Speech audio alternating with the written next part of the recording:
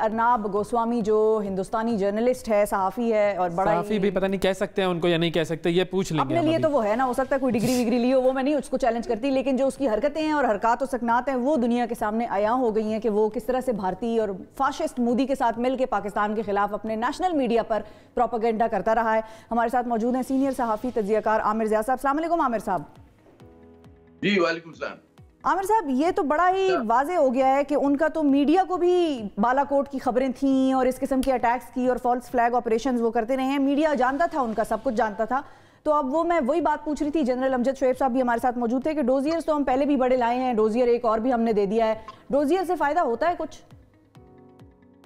Dossier से जाहिर है कि सिर्फ इतना फायदा होता है कि हम जो भारतीय ज़ाइम है उसके चेहरे को हम दुनिया के सामने ला सकते हैं, लेकिन जो शिफा साहिबा असल सबक हमें मिलता है वो ये कि आज के दौर में जो तोप है, मिसाइल है, टैंक है, ये लड़ाई में बाद में जाते हैं, पहले मरहले पे लग जाते हैं लड़ने के लिए।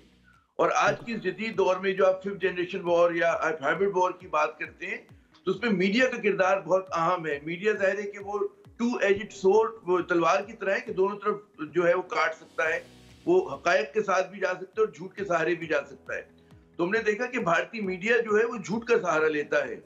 और एक जो बात मैं अरसे से नोट कर रहा हूँ, चाहे वो मोदी के दौरे हुकूमत से पहले की भी बात करें, तो जो उनके कौमी सलामती के मसाइल हैं, जो उनके नेशनल इशूज हैं, वहां पर भारतीय मीडिया और भारतीय स्टैब्लिशमेंट के दरमियान मुकम्मल हम आहंगी है।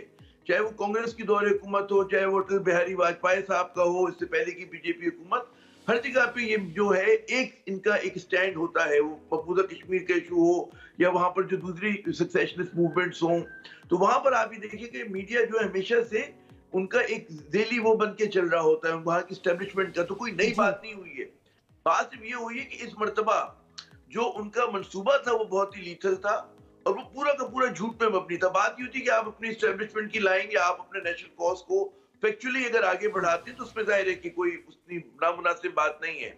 लेकिन अगर बहसियत मीडिया पर्सन आप सिर्फ और सिर्फ झूठ का सहारा लेते हैं कि जैसा कि अर्नाब साहब ने लिया, और उसके अंदर जो है आप अपने ही लोगों को मरवा देते हैं, आप उसके अंदर अपने ही फौजियों को मरवा के कहते हैं ना एक जवान तलाश, और वो सेलिब्रेट कर रहा है फिर उसको, वी वन लाइक क्रेजी, उसकी चैट्स में लिखा हुआ है। जी जी, तो वो फिर एक बड़ी खतरनाक बात है। जी फरमाइए। अच्छा सर, मैं ये पूछना चाहूँगा कि अब ये ख़तरनाक बातें जो हैं वो पहले भी सामने आती रही हैं, अभी भी सामने आ गई हैं, लेकिन वो जो इंटरनेशनल जो करता धरता हैं वो लोग ना जाग रहे हैं, और मुझे नहीं लगता, आप पता नहीं जाग पाएंगे या नहीं जाग पाएंगे। उनका जो ना जागना है वो क्या उनकी कोताही है या हमारी कोताही है कि हम अपना केस सही तरीके से प्रेजेंट नहीं कर सके? दो बातें देखिए, आलमी जो सियासत होती है उसूलों की बुनियाद पे नहीं होती और इंसाफ की बुनियाद पे नहीं होती। अगर उसूल और इंसाफ की बुनियाद पर होती तो मकबूजा कश्मीर का मसला कब का हल हो चुका होता और फलस्तीन के लोग जो है रो ना रहे होते। वो जाहिर है कि अपने अपने जो कौमी मफादात होते हैं दुरुस्त या सही उसके पेश नजर होती हैं। तो हमारा कॉज जो है यकीनन जस्ट कॉज है, मुनसिफाना कॉज है, लेकिन असल बात यह कि जी भारत का जो एक माशी क्लाउट है उसका वो फायदा उठाते हैं। फिर दूसरी बात ये जो मगरबी ममालिक हैं वो चाइना को बतौर काउंटर वेट इस्तेमाल करना चाह रहे हैं चीन के मुकाबले में। तो वो अगर कत्ल भी करे, वो बहुत बड़ी ज्यादती भी करे, तो उससे दरगुजर करेंगे। और ये बात लेकिन हमें समझनी चाहिए कि चाइना के मुकाबले में भारत काउंटरवेट के तौर पे नाकाम हो चुका। वो हमने देखा कि क्या वहां पर हुआ, जो अभी उनकी पिटाई हुई उनके फौजियों की। लेकिन असल जो है पाकिस्तान बतौर काउंटरवेट टू इंडिया हम लोग ज्यादा कामयाब रहे, क्योंकि हमारे साथ वो नहीं हो सका जो चीन ने भारत के साथ किया। हमारा जवाब हर बार बड़ा मौसर रहता है। तो आप ये देखें कि अगर हम ये वो तस्वीर करें कि अमेरिका आके हमारे लिए कुछ कर देगा या मगरबी यूरोपियन यूनियन के ममालिक करेंगे, तो हमें कुछ नहीं, ऐसा बिल्कुल नहीं होने जा रहा। पहला कदम जो होता है, पहला आपको जो भरोसा करना होता है अपने जोरे बाजू पे करना होता है। तो असल लड़ाई हमारी लड़ाई, हम अगर बहुत अच्छी तरह से इस लड़ाई को लड़ेंगे सतह के ऊपर, स्पार्ट की सतह के ऊपर, हम माशी सतह के ऊपर, तो आप देखिएगा कि खुद ब खुद जो है मदद भी आ जाती है। लेकिन पहली बुनियाद ये होती है कि हम क्या कर रहे हैं। आमिर साहब, हमने जोर बाजू किसी को दिखाया है क्या? ये बात तो 2 दिन से चल रही है मीडिया पे, हमारी तो तरफ से गवर्नमेंट का ऑफिशियल स्टांस भी अभी थोड़ी देर पहले खान साहब ने ट्वीट की है।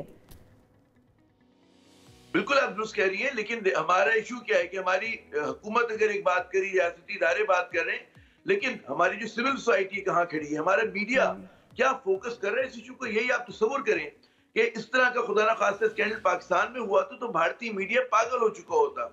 हम लोग लेकिन अपने इतने ज्यादा इंट्रोवर्ट हो गए हैं कि हम सिर्फ और सिर्फ अगर सोचते हैं तो अपने जो नॉन इश्यूज होते हैं डोमेस्टिक पॉलिटिक्स के, हम उस पर ज्यादा बात करें। तो हम लोगों ने भारत की तरफ देखना, अफगानिस्तान की तरफ देखना और दुनिया की दीगर ममालिक को देखना मीडिया ने छोड़ा है।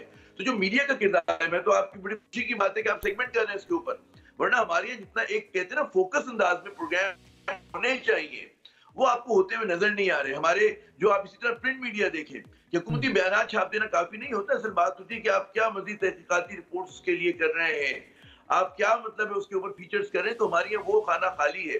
तो पहली बात ये होती है कि बयानिए की लड़ाई में आप क्या करते हैं, सबसे इंपॉर्टेंट, और उसके बाद फिर दीगर चीजें होती है। क्योंकि नेशनल सिक्योरिटी जो है शिफा साहिबा, वो सिर्फ फौज का नाम नहीं होती आज के जदीद दौर में। डिफेंस यकीन इसका एक अंसर है, लेकिन फॉरेन पॉलिसी है, मीडिया है, उसके अंदर मईशत है, सारी चीजें मिल मिलाकर एक आपकी नेशनल सिक्योरिटी को डिटरमिन कर रही होती हैं।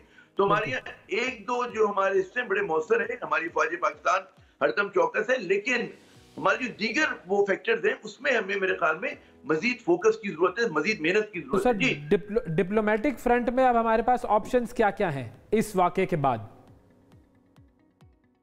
डिप्लोमेटिक फ्रंट में एक तो ये है कि हम रिवायती सफारतकारी कर रहे हैं, जो बड़ी अच्छी बात है। उस रिवायती सफारतकारी को मजीद एस्केलेट कर दें, वो भी अच्छी बात है।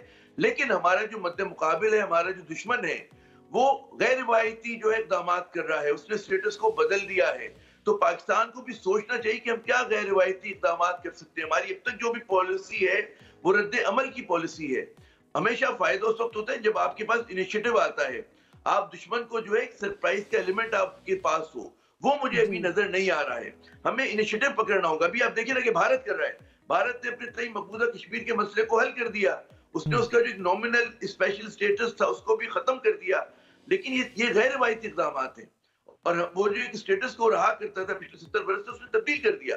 उसके जवाब में हम समझते हैं कि हम फिर अक़वाम मुत्तहिदा में जाएंगे, हम रोए गाएंगे, उससे कुछ होगा। तो जनाब उससे कुछ नहीं होगा।